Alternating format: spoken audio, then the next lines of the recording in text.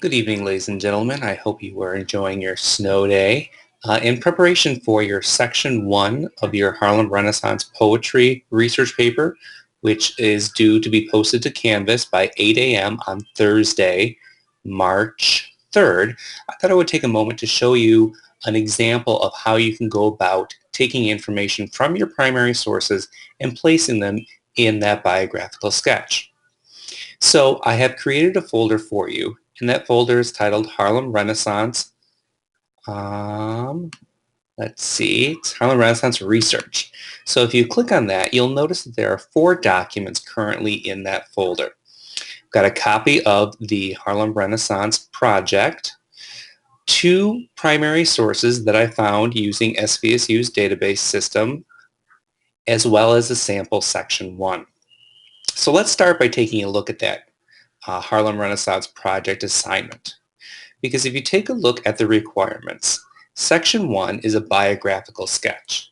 And so you are to provide your audience with the relevant biographical information, including the environment in which the poet grew up in, important events in his or her life, and an overview of their literary career. As I stated in class, the number in parentheses refers to the number of scholarly sources that should be used in that section. And that number, of course, is a minimum. If you have more, feel free to use more. So now that we've reviewed what is to be included in that biographical sketch, I want to show you the 2 sources that I selected to use in my example for you.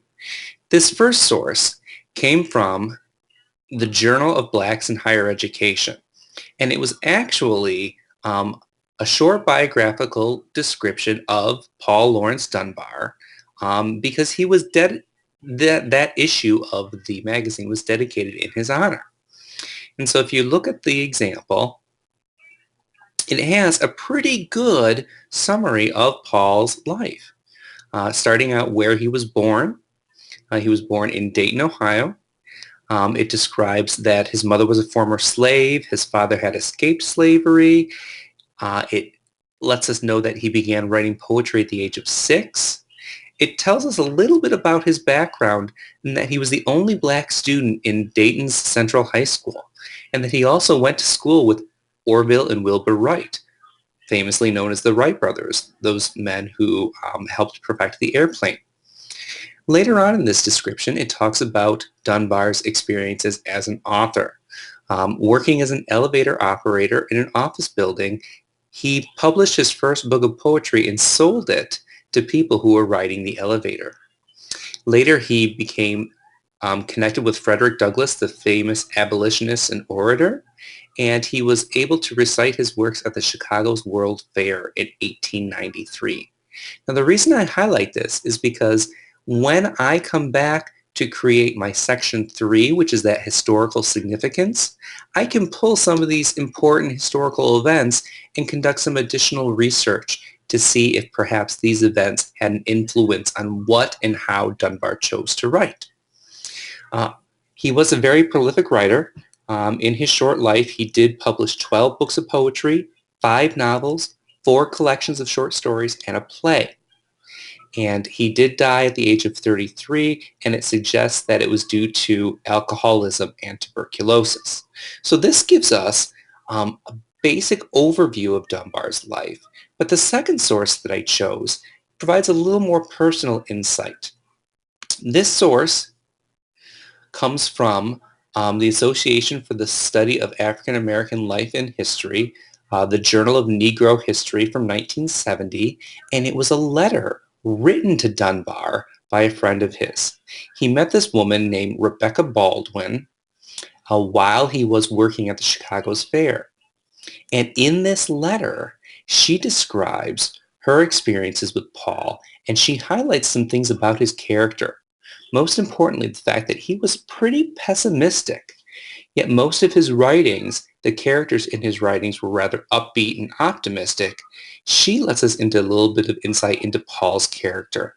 She also describes the concerns that Paul had about the amount of time he was able to spend on his poetry, as well as the shortfall of money that he was experiencing. So this letter gives us some narrow insight into who Paul was as an individual. So I took information from these two sources and I came up with a sample biographical sketch for you.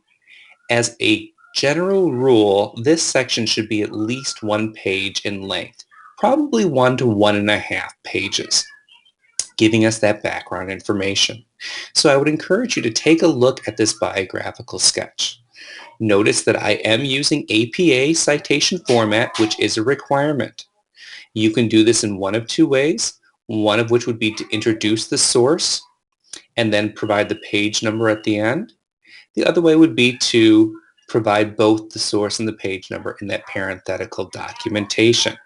So I would encourage you to take a look at both sources that I chose as well as the sample that I created to see what the expectation is for Section 1.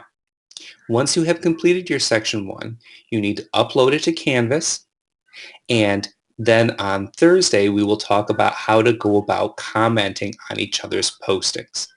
If you have any questions, feel free to email me, and I will see you on Thursday.